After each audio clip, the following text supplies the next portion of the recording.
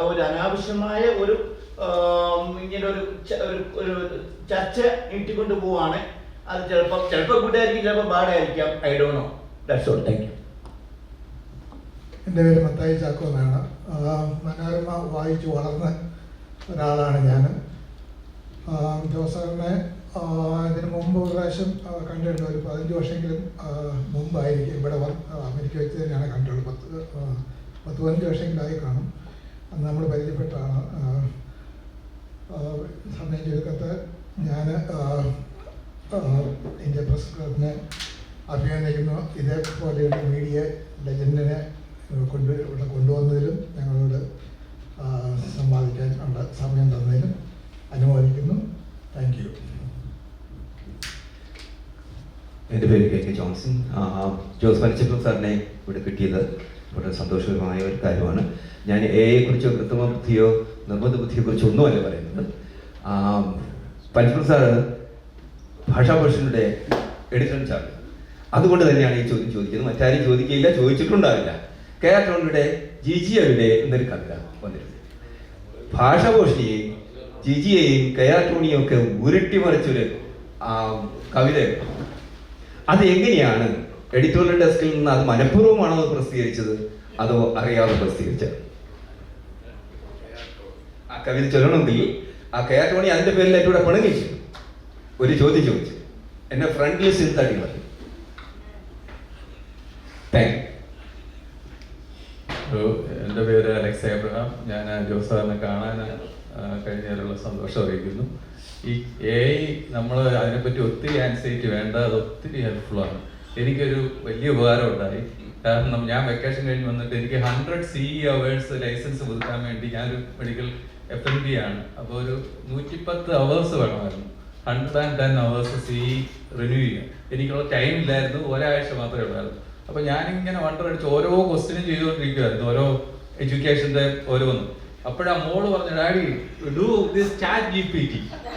അപ്പോൾ ഞാൻ chat GPT download ചെയ്തു. വിത്തിൻ 5 ഡേയ്സിനുള്ളിൽ 100 അവേഴ്സ് ഞാൻ ഫിനിഷ് ചെയ്തു. ടെസ്റ്റ് നോക്കുകയും ചെയ്തു. ഇത് എയുടെ ഗുണമെന്ന് പറഞ്ഞാൽ നമുക്ക് ചില കൺസൾട്ടുകൾ, നമ്മൾ ജോലിയിലൊക്കെ കൺസൾട്ടൊക്കെ വരുമ്പോൾ നമുക്ക് ഒട്ടും റീഡ് ചെയ്യാൻ പറ്റത്തില്ല. ഇത് അങ്ങോട്ട് കയറ്റിവിട്ട് കൊടുത്താൽ കറക്റ്റ് ഇൻഫർമേഷൻ, ഇത്രയും ഇൻഫർമേഷൻ കിട്ടുന്ന ഒരു സംഭവം ഞാൻ അതിശയിച്ചിട്ടുണ്ട്. ഗൂഗിൾ ഒന്നും നമുക്ക് കോമ്പീറ്റ് ചെയ്യാൻ പറ്റത്തില്ല. Is very very informative.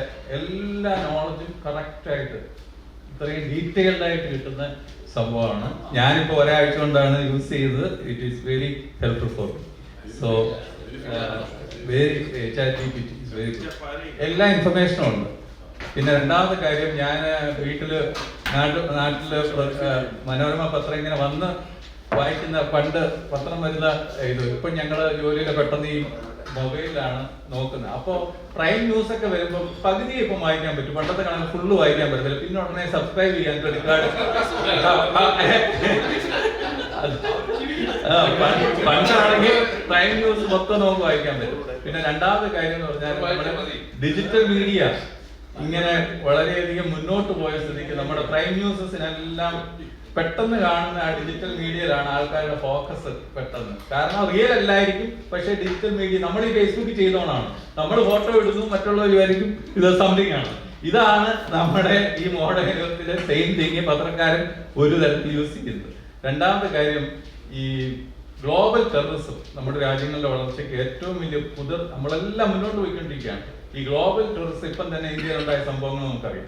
ഈ ഗ്ലോബൽ ടെററിസത്തിനെ ഏത് മതവിഭാഗത്തിൽ നിന്ന് ഉണ്ടായാൽ തന്നെ അതിനെ ചെറുക്കുവാൻ നമ്മൾ മാധ്യമത്തിന്റെ പാർട്ട് എന്താണ്? മാധ്യമത്തിനൊരു പാർട്ടുണ്ട്, പണ്ടുമുണ്ട്. പക്ഷെ ഇനിയുള്ള കാലത്ത് അത് നമുക്ക് വലിയൊരു ഭീഷണിയാണ്. ഇപ്പൊ വികസിത രാജ്യങ്ങൾ, അമേരിക്ക ആയാലും ഇന്ത്യ ആയാലും, നമ്മൾ നേരിടുന്ന ഏറ്റവും വലിയ എക്കണോമിക് ആയാലും ഏറ്റവും വലിയ നേരിടുന്ന ഒരു പ്രശ്നമാണ് ഗ്ലോബൽ ടെററിസം. അതിനെ ചെറുക്കുവാൻ പത്രങ്ങളുടെ, മാധ്യമത്തിന്റെ ഭാഗത്തു നിന്നുള്ള കാര്യങ്ങൾ എന്തെല്ലാം ചെയ്യാൻ പറ്റും എന്ന്. Hello, good evening. എൻ്റെ പേര് ഷാജു മണിവിലത്ത്. ഞാൻ ഇന്ന് ഇവിടെ എത്തിച്ചേർന്നത് ഈ മലയാളിയുടെ ചീഫ് എഡിറ്റർ പ്രിയങ്കരനായ ജോർജ് ജോസഫിൻ്റെ പ്രത്യേക ക്ഷണം സ്വീകരിച്ചാണ് എത്തിയത്. അദ്ദേഹം എന്നോട് സംസാരിച്ചപ്പോൾ എന്നോട് പറഞ്ഞു, മലയാളത്തിലെ മുഖപത്രമായ മലയാള മനോരമയുടെ എത്രയും ആദരണീയായ ജോസ് പനച്ചുപുരം അവരോട് എത്തിച്ചേർന്നുകൊണ്ട് അദ്ദേഹത്തെ കാണുവാനും അദ്ദേഹത്തെ പരിചയപ്പെടുവാനുള്ള അവസരം ഒരുക്കി തന്ന നിങ്ങൾക്ക് എല്ലാവരോടുമുള്ള എൻ്റെ നന്ദി നമസ്കാരം അറിയിക്കട്ടെ. ഈ അവസരത്തിൽ ജോസ് പനച്ചുപുരത്തിനോട് എനിക്കൊരു പറയാനുള്ളത്, തങ്ങളുടെ മാധ്യമരംഗത്ത് ഇനിയും പുതിയ താങ്കൾ സൂചിപ്പിച്ച പോലെ ആർട്ടിഫിഷ്യൽ ഇൻ്റലിജൻസ് കൂടി പുതിയ വാതായനങ്ങൾ തുറക്കട്ടെ എന്ന് ആശംസിക്കുന്നു. അതുപോലെ ഈ അവസരത്തിൽ ഞാനൊരു അവസരം കൂടി ഉപയോഗിക്കുകയാണ്. റാന്നിയുടെ മുൻ MLA രാജു എബ്രഹാം അദ്ദേഹം ഇവിടെ എത്തിച്ചേരാമെന്ന് പറഞ്ഞിരുന്നു. സാങ്കേതിക രംഗങ്ങളാൽ ഇവിടെ എത്തിച്ചേരാമത്തില്ല. അദ്ദേഹത്തിൻ്റെയും ആശംസകൾ നേരുവാൻ ഈ അവസരം ഉപയോഗിക്കട്ടെ. Thank you.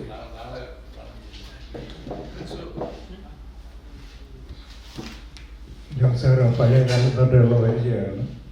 എനിക്ക് ഒരു ചോദ്യമേ ഉള്ളൂ. ഈ സാറ് പറഞ്ഞു എത്തിക്സിനെ കുറിച്ച് പറഞ്ഞു. എത്തിക്സ് എന്ന് പറയുന്ന എന്താണ് അതിൻ്റെ നിർവചനം? ഈ പത്രപ്രവർത്തകർക്കുള്ള എത്തിക്സ്. രണ്ടാമത്, പത്ര സ്വാതന്ത്ര്യവും എത്തിക്സും തമ്മിൽ മനോരമ എങ്ങനെയാണ് ബാലൻസ് ചെയ്ത് പോകുന്നത്? അതിൻ്റെ സീക്രട്ട് ഒന്ന് പറഞ്ഞുതരാമോ?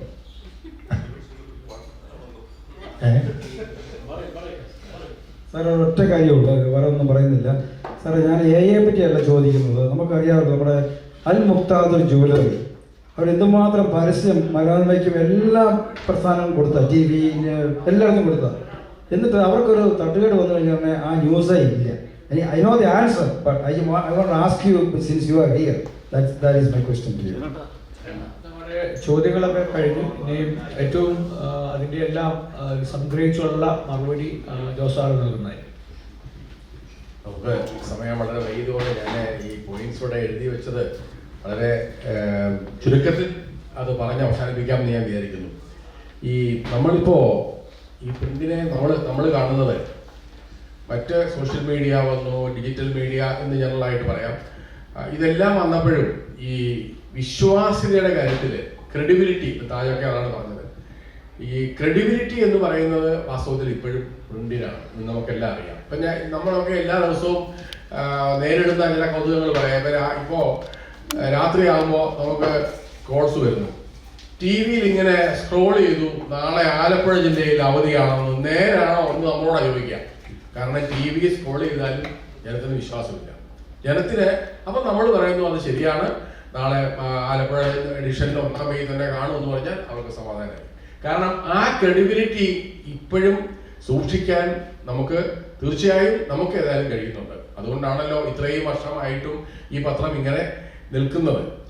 പിന്നെ നമ്മൾ പറഞ്ഞ ഒരു പ്രശ്നം, ഈ പത്രത്തിൻ്റെ നമ്മളിപ്പോൾ കാണുന്നത്, ലോകത്തൊട്ടാകെ കാണുന്നത്, സക്സസ്ഫുള്ളായ എല്ലാ ന്യൂസ് പേപ്പേഴ്സും ഇപ്പോൾ സർവൈവ് ചെയ്യുന്നത് പത്രത്തിൻ്റെ യൂട്ടിലിറ്റി വാല്യൂ കൊണ്ടാണ്.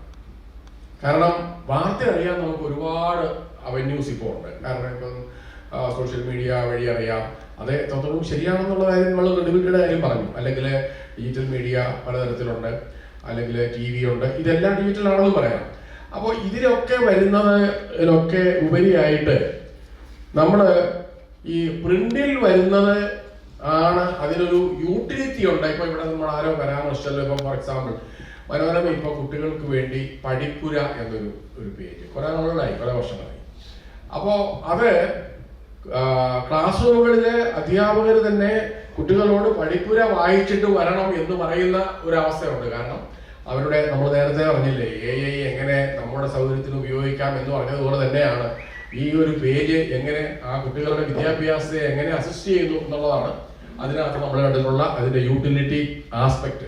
അത് ഏതായാലും ഈ കുറച്ചു കാലം കൂടെ എങ്കിലും നമ്മൾ ഡിജിറ്റൽ മീഡിയയും സോഷ്യൽ മീഡിയയും ഒക്കെ ഇങ്ങനെയൊക്കെ പോകുമ്പോഴും അത് തുടരും, വിജയകരമായി മുമ്പോട്ട് പോകും എന്ന് തന്നെയാണ് നമ്മുടെ ഇതുവരെയുള്ള അനുഭവം. പിന്നെ നമ്മൾ പറയുന്നത്, നമ്മൾ ജനറലായിട്ട് പറയുന്നതാണ് പത്രങ്ങൾ ചില ആളുകളെ സപ്പോർട്ട് ചെയ്യുന്നു, അല്ലെങ്കിൽ പത്ര ഉടമകൾ ചില പ്രസ്ഥാനത്തെ സപ്പോർട്ട് ചെയ്യുന്നു. അപ്പോൾ ഞാനിപ്പോൾ ഈ 50 വർഷമായി ജോലി ചെയ്യുന്നു. എന്നോട് ഞങ്ങളുടെ മാനേജ്മെന്റ് ഈ 50 വർഷത്തിനിടയ്ക്ക് ഒരിക്കൽ പോലും ഇന്ന ഒരു കാര്യത്തിൽ ഇങ്ങനെ ഒരു സ്റ്റാൻഡ് എടുക്കണമെന്ന് പറഞ്ഞിട്ടില്ല. That's reality. പക്ഷേ നമ്മുടെ ഈ പറഞ്ഞ മാതിരി ഞങ്ങളുടെ എഡിറ്റോറിയൽ ടീം എന്ന് പറയുന്നത് ഓരോ കാര്യത്തെ പറ്റിയും നമുക്ക് ജോർജൊക്കെ ഉള്ളപ്പോഴും ഉണ്ട്, നമുക്ക് പല മീറ്റിങ്ങുകളുണ്ട്. ഇപ്പോഴാണ് നമുക്കറിയാം സൂമും ഒക്കെ വന്ന് ഇപ്പം നമ്മൾ മറ്റ് യൂണിറ്റുകളുമായിട്ട് നമുക്ക് 16 യൂണിറ്റുകളുണ്ട്. അപ്പോൾ ആ യൂണിറ്റുകളുമായിട്ട് നമുക്ക് സംസാരിക്കാം. ഇപ്പം തന്നെ നമ്മൾ പോപ്പിൻ്റെ കവറേജ് നമ്മൾ ഡൽഹിയിലെ നമ്മൾ റിപ്പോർട്ടറെയാണ് അയച്ചത്.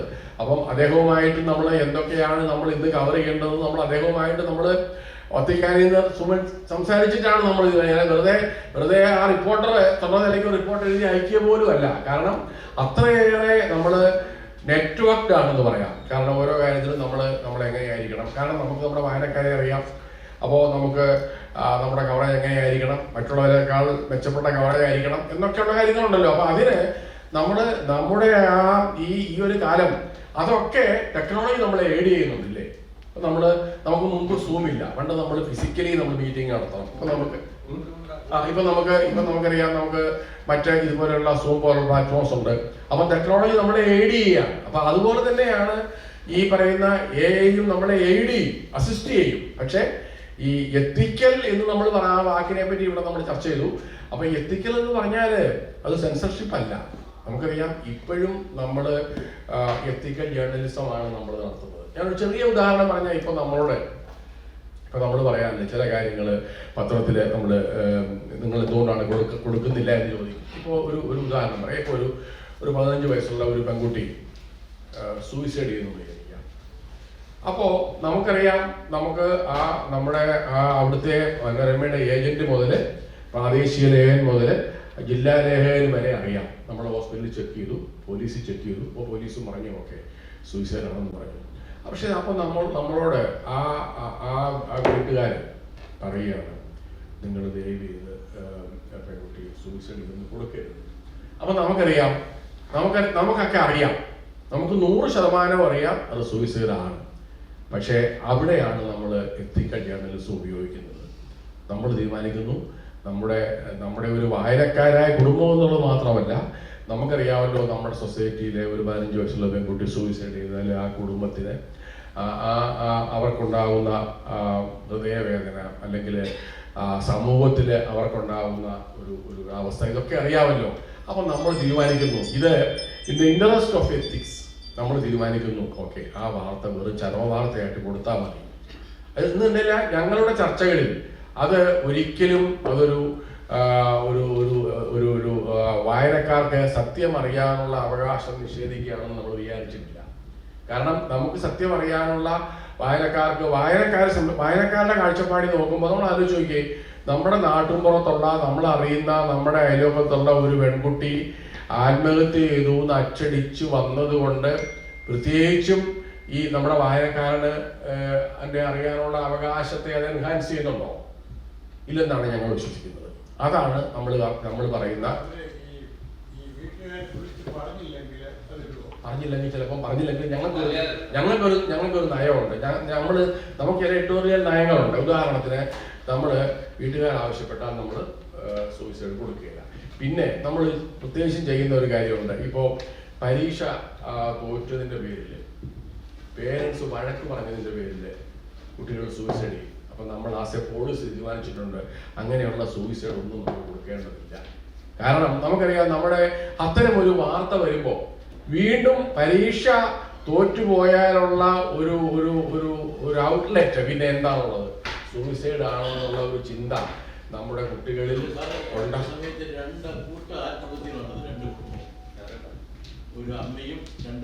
അത് നമ്മൾ അത് ഇതിനപ്പുറത്തേക്ക് പോകും. അത് നമുക്ക് പറയാതിരിക്കാൻ വയ്യ. അപ്പൊ നമുക്കറിയാം അത് അത് റിയൽ വാർത്ത തന്നെയാണ്. മറ്റേത്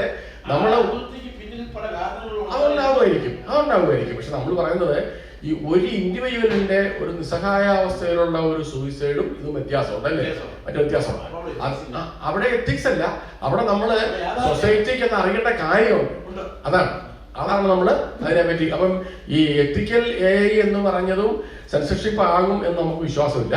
കാരണം ഇത്തരം കാര്യങ്ങളിൽ നമ്മൾ നേരത്തെ പറഞ്ഞില്ലേ, അത് ഈ ജേർണലിസ്റ്റുകളുടെ അല്ലെങ്കിൽ മീഡിയയിലുള്ള ആളുകളുടെ ക്രിട്ടിക്കൽ തിങ്കിങ് തന്നെയാണ് അവിടെ റെലവൻ്റ് അല്ലേ. നമുക്കറിയാമല്ലോ, നമ്മൾ പല കാര്യങ്ങളിലും നമ്മൾ ഈ ക്രിട്ടിക്കൽ തിങ്കിങ് കൊണ്ടാണല്ലോ നമ്മളൊരു നമ്മുടെ സൊസൈറ്റിക്ക് ഇത് നമ്മൾ എല്ലായ്പ്പോഴും ചോദിക്കുന്നത്, നമ്മൾ ഈ കൊടുക്കുന്ന വാർത്ത കൊണ്ട് സൊസൈറ്റിക്ക് ഒരു ദോഷം ഉണ്ടാകരുത് എന്നുള്ളതാണ് നമ്മുടെ ഇപ്പോഴുള്ള തത്വം. അങ്ങനെ തന്നെയാണ്. അതുകൊണ്ടാണ് സത്യം പുറത്തു വരികയും വേണം.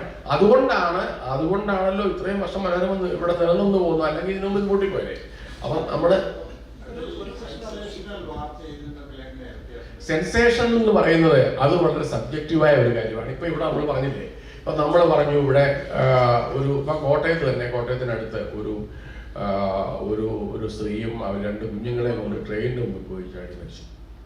അപ്പൊ നമുക്ക് സെൻസേഷൻ എന്ന് പറയുന്നത് എങ്ങനെയാണ്? നമുക്ക് വേണമെങ്കിൽ അന്ന് അത് പത്രത്തിലെ ഏറ്റവും പ്രധാന വാർത്തയാക്കാം, അല്ലെങ്കിൽ അതിന്റെ വളരെ മൈന്യൂട്ടായ ഡീറ്റെയിൽസ് കൊടുക്കാം. then it becomes sensational. പക്ഷെ നമ്മൾ ഒരു കാര്യം ഓർക്കേണ്ടത്, ഞങ്ങളെ സംബന്ധിച്ചോളം നമ്മുടെ പത്രത്തിന്റെ ഒരു സവിശേഷത, നമ്മുടെ പത്രത്തിന്റെ ബഹുഭൂരിപക്ഷം സർക്കുലേഷനും പത്രം വീടുകളിലാണ് എത്തുന്നത്. നമ്മുടെ ഒരുപക്ഷെ US UK ഉള്ള പത്രം നമ്മൾ സ്റ്റാൻഡിങ്ങിന് എടുത്ത് വായിക്കുകയല്ല. അപ്പം നമ്മുടെ വീടുകളിൽ ചെന്ന് വീഴുന്ന ഒരു പത്രം എന്നുള്ള നിലയ്ക്ക് നമ്മൾ ഇത്തരം കാര്യങ്ങൾ അതിൻ്റെ മൈന്യൂട്ടായ ഡീറ്റെയിൽസ്, സെൻസേഷണൽ ഡീറ്റെയിൽസ് കൊടുക്കേണ്ടതില്ല എന്നുള്ളതാണ് നമ്മുടെ നയം. അതാണ് ആ കാര്യത്തിലുള്ള. പിന്നെ പരസ്യങ്ങളെ പറ്റി പറഞ്ഞു. പരസ്യങ്ങൾ മനോരമയൊക്കെ ഈ 1-ാം പേജിൽ പരസ്യം കൊടുക്കുന്നതിനെതിരെ ഒരുപാട് കാലം പൊരുതി നിന്നതാണ്. Several years Times of India കൊടുത്തപ്പോഴും നമ്മൾ കൊടുത്തില്ല. പക്ഷെ നമുക്ക് ഇപ്പൊ നിങ്ങൾക്ക് അറിയാമായിരിക്കും, പത്രങ്ങളുടെ ഈ സാമ്പത്തിക സ്ഥിതി, പ്രത്യേകിച്ചും പ്രിന്റിന്റെ സാമ്പത്തിക സ്ഥിതി ഓരോ വർഷം കഴിയുന്നതോറും മോശമായി വരികയാണ്. നമുക്കറിയാം എന്തുകൊണ്ടാണ്. ഡിജിറ്റൽ മീഡിയ ഉണ്ട്, സോഷ്യൽ മീഡിയ ഉണ്ട്. പല ആൾക്കും അത് മാത്രം മതി, പ്രിന്റ് വേണമെന്നില്ല. പ്രിന്റഡായ പത്രം വീട്ടിൽ വേണമെന്നില്ല. കാരണം ഇപ്പം നമുക്കറിയാം യങ്സ്റ്റേഴ്സൊക്കെ വിദ്യാഭ്യാസത്തിന് വേണ്ടി ഇപ്പം നമുക്ക് തന്നെ അറിയാം, ഇപ്പൊ കുട്ടികളൊക്കെ വീടുകളിൽ നിന്ന് പഠിക്കാൻ വേണ്ടി പുറത്തു പോയി കഴിയുമ്പം പ്രായമായ പേരൻസ് പറയും ഞങ്ങൾക്ക് ഇനി പത്രം വേണ്ട. കാരണം അവരൊക്കെ വിളിക്കും, ഇവരൊക്കെ അറിയാം, പിന്നെ TV-യിലൊക്കെ അത്യാവശ്യം കാണാം, എന്തിനാണ് പത്രം എന്ന് പറയുന്ന ഒരു കാലമാണ്. അപ്പോ അങ്ങനെ വരുമ്പോ നമ്മള് പരസ്യ വരുമാനമാണ് പത്രങ്ങളുടെ ഏറ്റവും വലിയ വരുമാനം. അപ്പൊ നമുക്കറിയാം ടൈംസ് ഓഫ് ഇന്ത്യ ഒക്കെ 1-ാം പേജിൽ പരസ്യം കൊടുത്തപ്പോഴും നമ്മൾ അതിനെ റെസിസ്റ്റ് ചെയ്തിരുന്നെങ്കിലും അവസാനം ഇപ്പോൾ ഈ പറയുന്ന 1-ാം പേജിൽ പരസ്യം കൊടുക്കുന്നതിന്റെ പേരിൽ മനോരമയെ ചീത്ത പറഞ്ഞ ദേശാഭിമാനി ഒരു 1-ാം പേജ് പരസ്യം കൊടുക്കുന്ന ആവശ്യമുണ്ട്. കാരണം വെച്ചാലേ നമുക്കറിയാം എംപ്ലോയീസിന് ശമ്പളം കൊടുക്കണമല്ലോ അല്ലേ. അത് തന്നെയല്ല, പത്രങ്ങളുടെ സർക്കുലേഷൻ അനുസരിച്ചിട്ടാണ് ഈ government of India value board fix ചെയ്തിരിക്കുന്നത്. അപ്പൊ അതനുസരിച്ചിട്ടാണ് ശമ്പളം കൊടുക്കുന്നത്. ദേശാഭിമാനികളൊന്നും ശമ്പളം കൊടുത്താൽ പോരാ മനോരമയ്ക്ക്. അപ്പൊ അതുകൊണ്ട് അത് കൊടുക്കണമെന്നുണ്ടെങ്കിൽ they have to get money അല്ലേ. അതിന് നമുക്ക് അപ്പൊ അതാണ് അതിന്റെ ഒരു ഇക്കണോമിക്സ് വാസ്തുവിന്റെ പത്രങ്ങളുടെ. അതാണ് അതിനെപ്പറ്റി നമുക്ക് പറയാനുള്ളത്. പിന്നെ നമ്മള് നമ്മുടെ മിക്കവാറും കാര്യങ്ങൾ കവർ ചെയ്യുമെന്ന് എനിക്ക് തോന്നുന്നു. പിന്നെ അവസാനമായി നമ്മള് ഭാഷാഭൂഷണിയെ പറ്റി ചോദിച്ച വളരെ രസകരമായ ചോദ്യമാണ്. അത് ഭാഷാഭൂഷണി എന്ന് പറയുന്നത് മാസത്തിൽ 1 ഉള്ളൂ. അപ്പൊ അത് അതിനകത്ത് വരുന്ന മുഴുവൻ കണ്ടന്റും നമ്മൾ കൃത്യമായി വായിച്ച് തന്നെയാണ് കൊടുക്കുക. കാരണം അല്ലാതെ വെറുതെ കൊടുക്കാനൊക്കെ ഒക്കെയില്ല. കാരണം ഒരു മാസം ഒരെണ്ണം ഇറക്കിയാൽ മതി നമുക്ക്.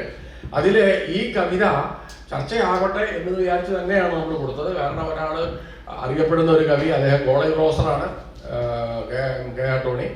അദ്ദേഹം എഴുതിയ കവിത. അപ്പൊ അതിങ്ങനെ ജിജി എന്ന് പറയുന്ന ജിജി എവിടെ എന്നുള്ള ചോദ്യത്തില് അപ്പൊ അതിനെപ്പറ്റി ക്രിട്ടിക്കലായിട്ട് ഒരുപാട് ആളുകൾ പറഞ്ഞു, അനുകൂലിച്ചു പറഞ്ഞു. ഏറ്റവും കൗതുകകരമായ കാര്യം അത് വന്ന സമയത്താണ് നമ്മുടെ കേരളത്തിലെ സ്കൂൾസിന്റെ യൂത്ത് ഫെസ്റ്റിവല് തിരുവനന്തപുരത്ത് നടന്നത്. അപ്പൊ അതില് കുട്ടികള് ആ കവിത എടുത്തിട്ട് ചൊല്ലി പ്രൈസ് വാങ്ങിച്ച കുട്ടികൾ. അത് ഏതായാലും നമ്മുടെ സാഹിത്യത്തില് നമ്മുടെ കവിതാ മേഖലയിലെങ്കിലും അതൊരു ചർച്ചാ വിഷയമായി എന്നുള്ളതാണ്. നമ്മളതിനെപ്പറ്റി കുറെ കവികളുടെ അഭിപ്രായങ്ങൾ അടുത്ത ലക്കത്തിൽ കൊടുത്തിരുന്നു. അപ്പൊ അത് അറിയാതെ വന്ന ഒരു സംഗതിയല്ല. അപ്പം സാഹിത്യത്തിലേക്ക് നമ്മൾ പോകുന്നില്ല. നമ്മുടെ സമയം ഇല്ലാത്തത് കൊണ്ട് സാഹിത്യം പറഞ്ഞ് നമ്മുടെ സമയം കളയാൻ ഇല്ല. അതുകൊണ്ട് ഇവിടെ പറഞ്ഞ കാര്യങ്ങളൊക്കെ തന്നെ മിക്കവാറും ചർച്ച ചെയ്തു മറുപടി ആയി എന്നാണ് എൻ്റെ ഒരു വിചാരം. ഈ മനോരമ വായിച്ചാൽ മാത്രം പോലെ മറുനാടനും കൂടി കാണണം ഈ മലയാളി വായിക്കുന്നതാണ്.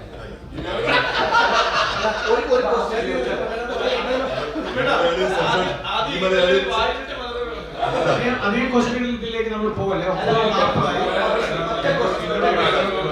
ഈ മലയാളിയും സെൻസേഷൻ ഒന്നും കൊടുക്കാൻ മനോരമ ശൈലി തന്നെയാണ്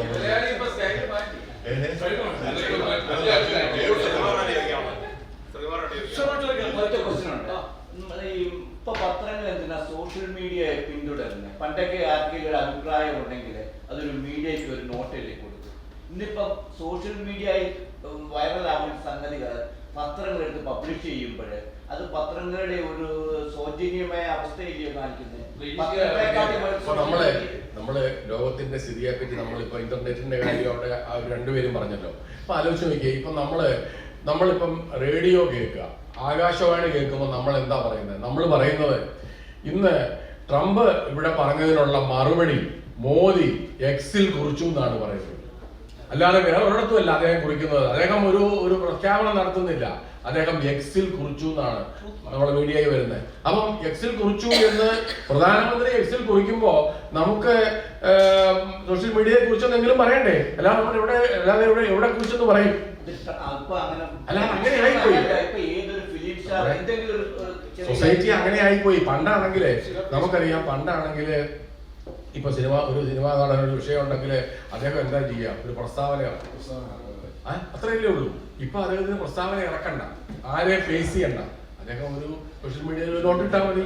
അപ്പോ നമ്മള് അത് വാലിഡ് ആണെങ്കിൽ, റെലവെന്റ് ആണെങ്കിൽ നമ്മുടെ ഒരു വിഷയത്തില് നമ്മൾ പറയുന്നു മമ്മൂട്ടി ഇങ്ങനെ കുറിച്ചു എന്ന് പറയുന്നു.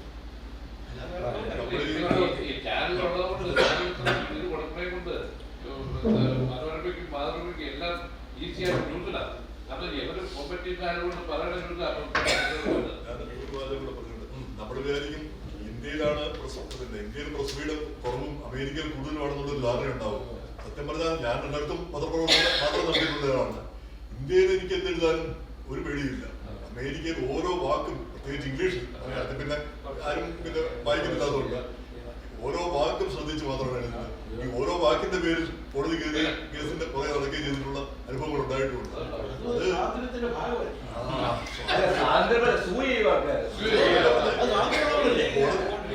കോടതി കയറുന്നൊന്നും വലിയ സുഖമുള്ള കാര്യമൊന്നുമല്ല.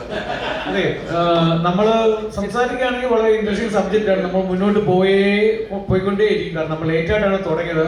സോറി, നമുക്ക് ഈ യോഗം വൈൻഡപ്പ് ചെയ്യുന്നുണ്ട്. അതിന് മുമ്പായിട്ട് ശ്രീ ജോസ് പനച്ചിപ്പുറത്തിനെ നമുക്കൊന്ന് ആദരിക്കേണ്ടതുണ്ട്. ആദ്യമായിട്ട് റോക്ക്ലാൻഡ് കൗണ്ടി വക ഒരു ലെറ്റർ ഓഫ് അപ്രീസിയേഷൻ, അത് honourable vice chair doctor Annie Paul അദ്ദേഹത്തിന് ഇപ്പോൾ കൊടുക്കുന്നതായിരിക്കും. അത് കഴിഞ്ഞ് IPCNയുടെ വക ഒരു ഭാഗമുണ്ട്. സോ ആദ്യമായി ഡോക്ടർ ആനി പോൾ. ആദ്യമതിനെ റോക്ക്ലാൻഡ് കൗണ്ടി വിസിറ്റ് ചെയ്യും. ഇവിടെ നമ്മുടെ റോക്ക്ലാൻഡ് കൗണ്ടിയിൽ വന്നതിന് അതിന് അപ്രിസിയേഷൻ ഉണ്ട്. പിന്നെ certificate of appreciation from the Rockland county legislature presented to Jose Panichippuram, noted writer and editorial director of Malayalam Manorama, celebrating 50 years in journalism. In grateful appreciation for your dedicated service to the community, given this second day of May 2025.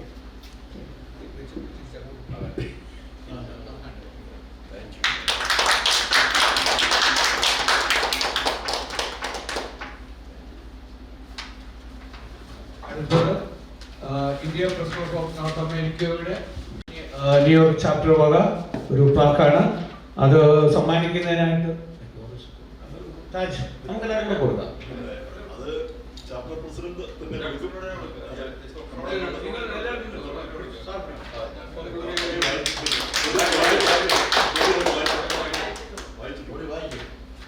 India Press Club of North America, New York chapter salute Mr. Jose Panichippuram, editorial director, Malayalam Manorama, for his service to journalism and literature for the last 50 years.